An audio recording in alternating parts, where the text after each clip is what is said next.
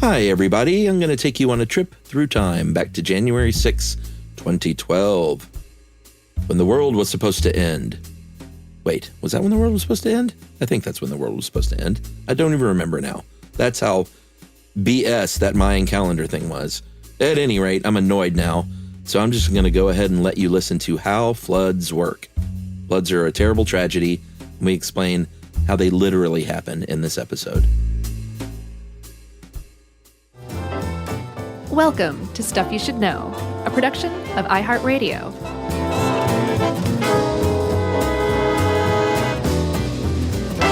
Hey, and welcome to the podcast. I'm Josh Clark. There's Charles W. Chuck Bryant, and that makes this Stuff You Should Know, the podcast, the saturated podcast this week. Super saturated, floody podcast. Yep. I don't know why this came to mind. I didn't see any flood that happened on the news. I think I happened across it searching randomly, and I thought, It's a good one. I haven't covered that one yet. Flooded stuff always creeps me out. Oh, yeah? Yeah, I think it goes back to my days in Toledo as a young boy. Mm-hmm. Many times growing up in my house on Beverly Drive, the Maumee would flood, and my basement would flood as a result. And sometimes it would come all the way up to like the top step. Really? Yeah. Wow. And I just think about like all my dad's tools down there, like underwater when they weren't supposed to be. And right. it was just really creepy because you just open the door and step on the landing, and then there's just water. You can kind of see like the top couple of steps that was, suggested all the other stuff that was down there. Right. So I think since then I've always like been fascinated and creeped out by the idea of things that are supposed to be above ground submerged. Agreed. Like ships, when we talked about the Bermuda Triangle, like a plane. Oh, sunken ships? Yeah, down there in the trench, never to be found. Like, yeah, that's creepy. yeah. Same thing with floods, man. It doesn't creep me out like that, but I get it. Okay. All right. So, Chuck, Yes, yeah, I take it you are familiar with flooding. I am. Do you remember the one in 94 down in Albany? The Great Flood, the Flint River flood? No.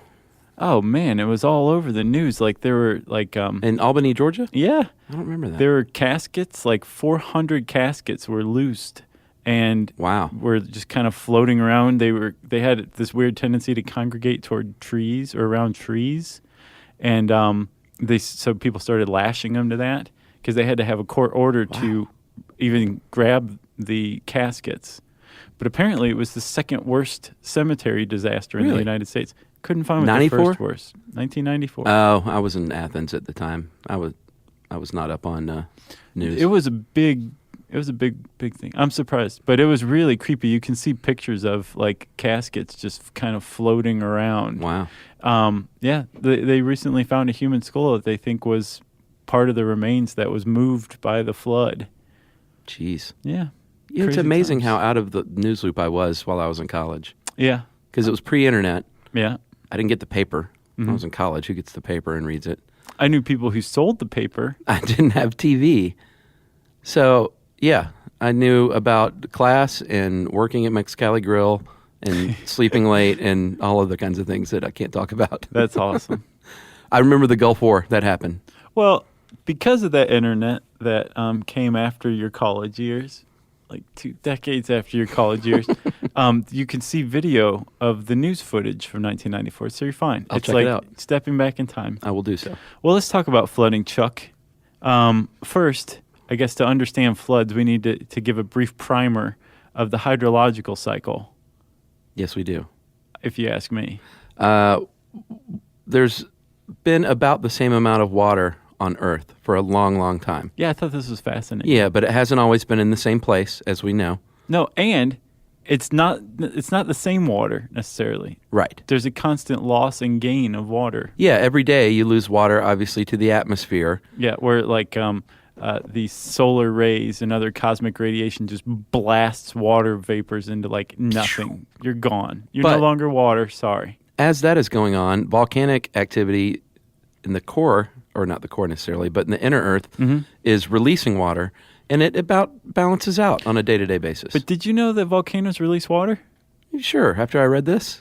Yeah, we even did a How Volcanoes Work podcast, and I don't remember talking about it releasing water. But I don't either. When water is generated or introduced into the upper Earth and the atmosphere, it comes from volcanoes. Thank God. 60% of volcanic gas is water vapor.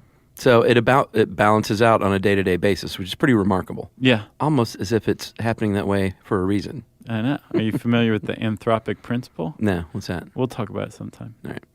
Oh, it's not directly relating to this? No, it's about the concept of why everything is so falling and has fallen so perfectly into place. Right. That we are able to notice this and say, wait a minute, it almost seems like we're supposed to be here. Right. And the anthropic principle is like, yeah, and there's like 5 million other worlds out there that didn't happen like that. So we aren't there to say, Gotcha. wow, it's almost like everything fell into place, so we're supposed to be here. Interesting. Yeah. Well, see, you just told me about it right now. Done. Tricked you. Water can be all around the earth in 3 different forms, as everyone knows. You have liquids, rivers, oceans, lakes, rain. Solids, we've talked about, and this kind of collects a lot of our podcast in a way, like the clouds and now we're talking about the Antarctica. Lots of frozen water The in Antarctica. that case at the poles, the Antarctica. Or it can be gas, which is water vapor in the air. Yes. And it's all moved around by the wind, thanks Right. to the sun. And remember, I can't remember which podcast we talked about it in, whether it was the sun or clouds or something, but wind is created by the exchange of air. Warm air is heated at the surface and rises. Yes. Cooler air rushes in to fill that vacuum. Yeah. There's your wind, pal. Yeah. And then, once that warm air rises, though, it's also going to get colder and form little droplets of water, which form together to form clouds, which we went over, in fluffy little clouds. Right, yeah, because the sun heats the ocean surface. That evaporates. Like you said, it rises, forms clouds. And then eventually those clouds become pregnant. With rain. And rain falls down, right? That's right. As the rain falls down, it fills waterways, rivers, streams, that kind of thing. Underground waterways. Aquifers, yeah. Mm-hmm. But for the most part, some of it does go to fill aquifers, and that's storage. But the vast majority of it makes its way back to the oceans where the process begins again. And everything is complete in the circle of life. That's right. The cool thing here is wind is pretty consistent across the globe. Wherever you live, your weather is pretty consistent. You might think if you live in Atlanta, like, oh, that's crazy. In December here, it's 65 degrees. Right. But by and large, if you look at the big picture, your weather systems are pretty consistent on a day-to-day basis. Although, in the case of flooding, anything can happen on any given day to knock things out of whack. Right. So you have a storm comes about, a thunderstorm, and you're like, wow, it's a pretty bad storm.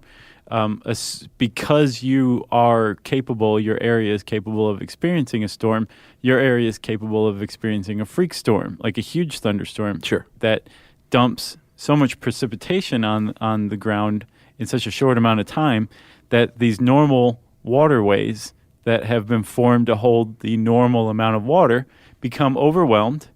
The water fills up, spills over the banks, and there's your flood. Yeah, and that's the key, what you just said there, is these waterways, they form over a great, great period of time. A river doesn't just spring up over the course of a year because there's a lot of rain. It takes several years. Yeah, it takes a long, long time to sort of get a feel, I guess, of how much rain there is generally. And so this is how big I'm going to be if I'm a river in Georgia. Exactly. This is all I need to be, except for the freak occurrence in, oh my God, now it's a flood. But then after the flood, it goes right back to where it was before. It's not, rivers don't tend to plan their size for the worst case scenario. There you go. They're very lazy. That's a great way to say it. Lazy, lazy rivers. So, like we said, the most common cause, the one that people are most familiar with, the most common cause of flooding is a large storm that allows an anomalous accumulation of precipitation. Yeah, where the rain could be melting ice from a mountain or snow. Yeah.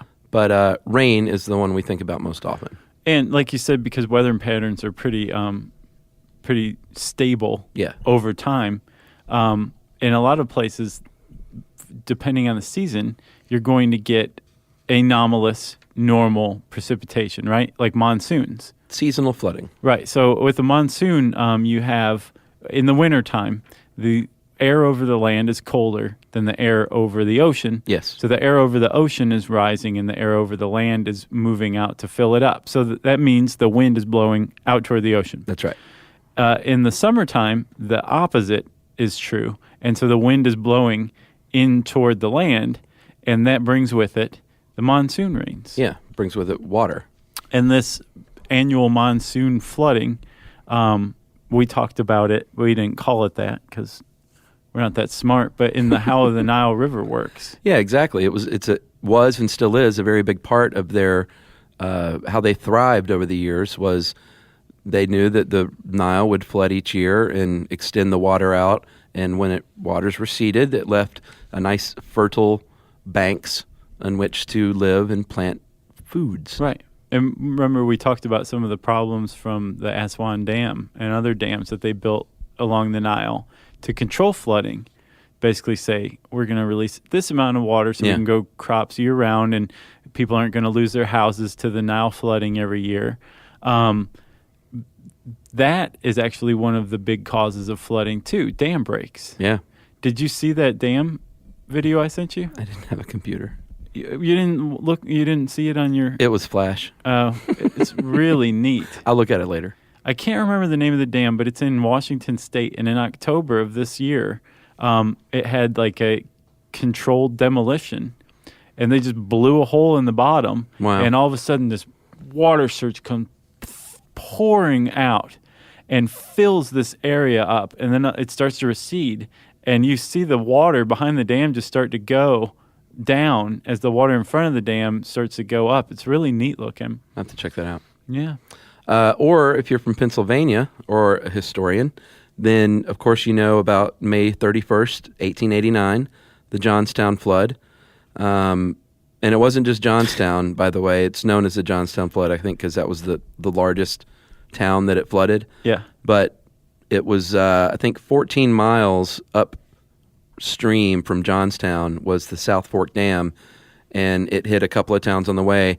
Finally hit Johnstown, 6 to 10 inches of rain in 24 hours to the tune of a 60-foot wall of water going 40 miles per hour. Wow. Rushed through town. 20 million tons, not gallons, 20 million tons of water. And it was the first big disaster relief effort by the Red Cross. Oh, really? Yeah. I got a number of 2,209 deaths, 17 million in damages, which would be over $400 million today. Wow. Like close to $500 million in damages. Wow. And Springsteen fans might remember that from the song Highway Patrolman. He sings about the Johnstown flood. Really? Yeah. That guy. That He's dude. a folk hero, isn't he? He's all over it. We also remember we talked about in the human-caused earthquakes episode, the Viant Dam Oh, yeah. in Italy. A landslide caused a wave to go over the dam and killed 2,000 people. That seems to be the number when a dam breaks or is breached. 2,000 people die. You know what I think is downstream. cool is after having done like 400 plus shows, like our world is starting to narrow a bit. Yeah. You know what's really crazy? What? Is we've already had this discussion. Oh, really? And now we've come back to having it again. Really? That's really narrow. Well, I just think it's cool when you do a podcast on flooding, and it's also one about the Nile and clouds and volcanoes. And I mean, we're still a long way from covering. The sun. We're a long way from covering everything, but our worldview is narrowing in a good way. I know. We're like Mennonites.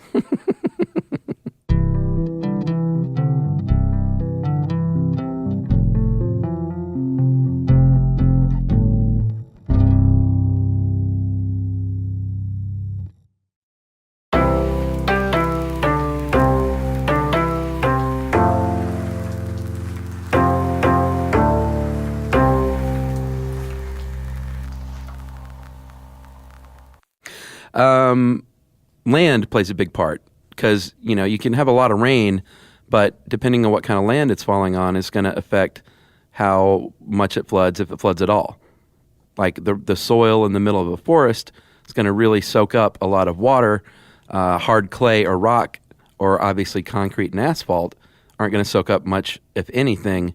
So that's going to lend itself to flooding. Yeah, and agricultural lands, croplands that have been tilled, they're more prone to flooding than woodlands. Do you want to know why? Yeah, why?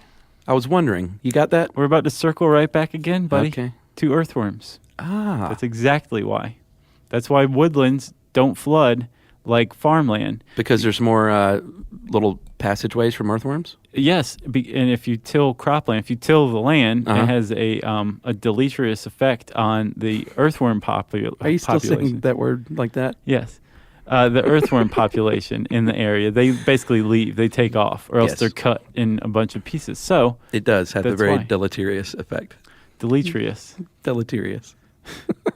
What is it? Species? Do No, you I was know? wrong on you that got one. called out big time. It's species. It's deleterious. It's not deleterious. Talk about species. Species. I was wrong on species because there are two acceptable ways of saying that.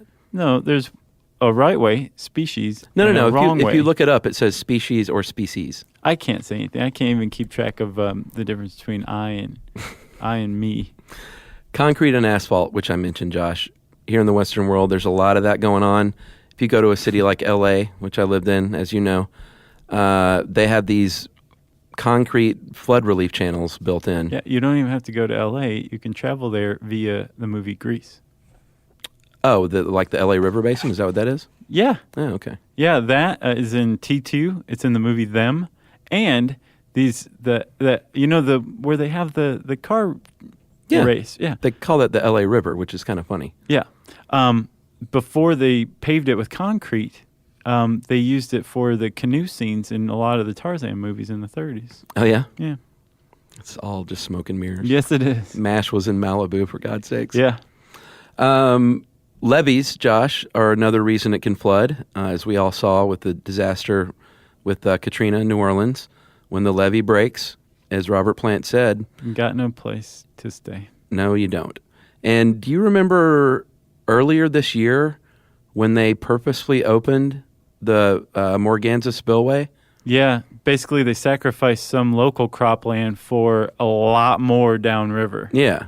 And that's one of the points in like this. the reverse of the thinking usually, or how it has been historically. Well, that's the point they make about all levees, though, is generally they're great for that area, but there's going to be a problem on down the line at some point. Well, the same thing with concrete storm basins. It's the same. You're basically just saying, all right, let's get the water through here, and then when like the Not tax our base problem. runs out Yeah. at your county line, you handle it. Yeah. And here's your flood county beneath us. Well, what I couldn't find about the Morganza spillway was the effect. Like, I saw like 100 articles on the fact that they're going to open it up, and then the only article I found post releasing, like, I think it was the first time since 1973 they opened up a lot of these gates, was like a week after they said, well, it doesn't look like it's going to be as bad as they thought, and that's all I found.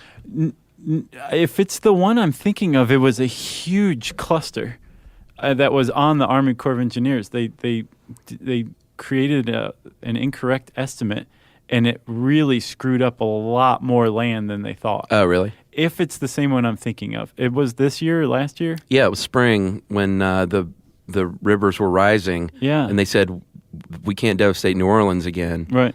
So we're going to open up a lot of these gates. Like up in like Missouri or something, right? No. It was in Louisiana. Okay. Well, there was one in Missouri where they let this levee loose and flooded some cropland, and it ended up like screwing things up all the way down to over to like Tennessee. Wow. I can't remember. So I guess those are two different stories. So if you live in Louisiana, I'd like to know the effect, because I know they said it wasn't as bad as they thought, but I couldn't really get a pinpoint of the damage. And I want to know what happened in Missouri, okay? Okay. Let's talk about the coastline. Yeah, and we didn't mention, by the way, hurricanes too. Yeah, and tsunamis. Yeah, tsunamis, hurricanes, big problems as far as creating flood conditions. That's right. But yeah, the coastline, you're talking about levees and dams. They fall into man-made ways of diverting water to other people's problems. Yeah. And we've figured out ways of, I guess, protecting our beautiful coastlines from Mother Nature. And that's building walls, basically, seawalls. It's like, have your worst waves. You're not going to erode this beach. But the problem is the whole process of erosion is part of creating and keeping beaches healthy. Yeah, and beautiful. Yes. I remember I used to go to Hunting Island, South Carolina, when I was a kid, And my mom went not too long ago, and she said that they have actually, like, the whole coastline is different now from when I was a kid. Really? They had to move a lighthouse inland because it had eroded so much. But they just, they let it happen because it is a natural part of beaches, and it's a natural, like, oceans, beaches, rivers, they're all dynamic. Right, exactly. They're all going to move earth and water, and that's just the way it's supposed to be. And when humans step in to try and prevent that, bad things can happen. Well, and we try to prevent it because we tend to settle near water. It's easy transportation. Plus living on the beach is nice. Well, yeah. But I mean, even with the river, too, it's like there's your cropland. Yeah. There's your easy access to irrigation, easy transportation, food, water, obviously. Yeah. So we need to live near water. And then when these natural processes happen and takes our houses away, we're like, okay, let's figure out how to solve this. And sometimes the solution is just kind of exacerbates the problem. That's right. Or creates a new one. Yeah. So we just got to figure things out. I think we're working on it. Okay. This is one really cool part I thought was you always see how, a floodwaters will wash a car away or something. Yeah. And it doesn't even look like that much water. Yeah. And you think, I drive my truck like through a river in the North Georgia mountains, and you just plow right through it. Yeah. And that's like twice as deep and really rushing river. You say, take that, nature. Yeah, take that, nature. But the difference here is, I thought this is really interesting, is water, what water wants to do is level itself out. Mm-hmm. So when you've got a lot of water from a flood in a place where there's previously no water at all, it's going to want to find its level as soon as possible by rushing really hard. So it's just going to be a lot more force than the steady stream of a river. Yep. It's really as easy as that. Yeah, that's all there is to it. So like a couple of feet of water can wash a car away. 2 feet. 2 feet of water in a flood condition where it's rushing from a higher level to a lower level. That's crazy. Balance out, can wash a car away. That's nutty. And 6 inches under those conditions can knock a human off his or her feet. And that's how people die in a flood. Well, I think half of the deaths associated with most floods are from people trying to ford a rushing water in their car, spillway in their car. Yeah, that's the problem, because you get carried out and you're in your car and you're trapped, and that's that. That's sad. It's very sad. Flash flooding, the most dangerous of all floods. Yeah, this jogged my memory when it was talking about Big Thompson Canyon, Colorado. I think we might have hit on that at some point because it jogged my memory too. You want to talk about it? Well, yeah. In 1976, July 31st, Colorado was celebrating its centennial, and at about 5 or 6 o'clock, it started to rain, and it was a really weird thunderstorm that didn't move. It just planted itself for 4 hours over Big Thompson Canyon, rained 12 inches in 4 hours. And that's how much that area gets in a year usually. Apparently. I mean, yeah, that's crazy, in 4 hours. And a 20-foot high rush of river going about 14 miles an hour by 9 p.m. washed through the canyon, and it was so, like, out of nowhere, which is what a flash flood is. It's not like, hey, with the Johnstown flood, they had warnings, even though people didn't heed them. Right. And most of the times, a flood's coming. But with the flash flood, they were just, like, trapped. Plus, there also just happened to be thousands of campers down there celebrating the centennial of Colorado. It was, the perfect storm. But the river that feeds the canyon, normally Big Thompson River, is apparently normally pretty slow moving. The old Big steady, T. But because of this flash flood, it was dumping 233,000 gallons, 882,000 liters of water into the canyon per second. Per second. So that's a lot. So basically a flash flood is like a flood, but it's even more concentrated, and the water's moving even more violently. That's crazy. I got the number between 139 to 145 dead. 5 were never seen again. Jeez. 400 cars, 420 houses, and 40 million, which would be about 150 million today. Yeah.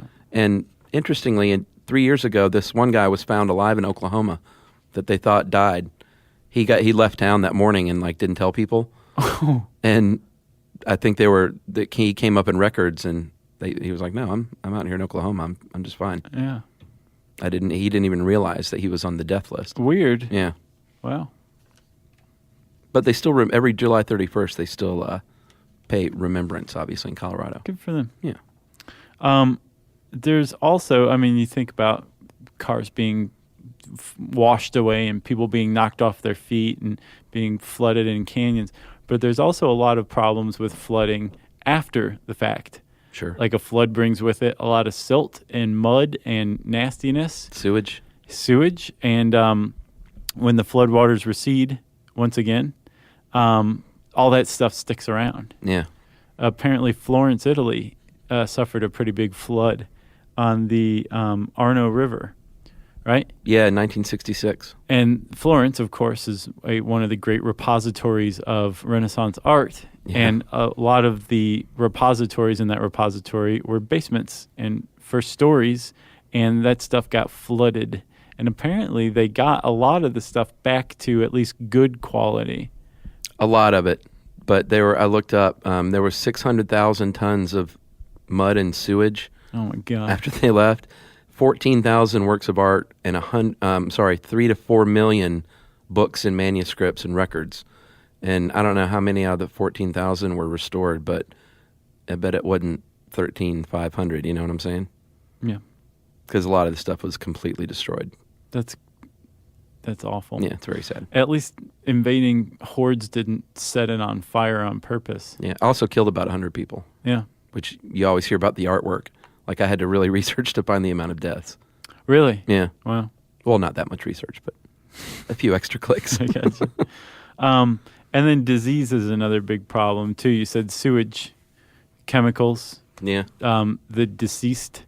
All of this is mixed together. And I guess in Albany, that probably was not a fun soup. No. So if your area is flooded, you want to basically boil any water that you're going to drink, or drink bottled water, or get one of those water manufacturers that sucks the water vapor out of the ambient air and converts it to bottled water. Oh, yeah. Did you hear about the neti pot deaths recently? No. These 2 people in Louisiana died, and they believe it was from using the neti pot, which I use on a daily basis. And they got a brain-eating amoeba gross into their nasal passage from using contaminated water to neti with. And my friend, I've been netting for like 6 years every day, and my friend was like, "Do you hear about that?" "Oh, I wouldn't do that if I were you." I was like, "Come on, dude." Did your friend know that he sounds like that when you No, I was aping him. He sounded much more intelligent than that. Okay. But I'm not going to stop netting. Well, you have to boil the water at least. Do yourself that favor. I'm not going to do that. Chuck, brainy eating amoeba would not look good on you. I'll take my chances. All right.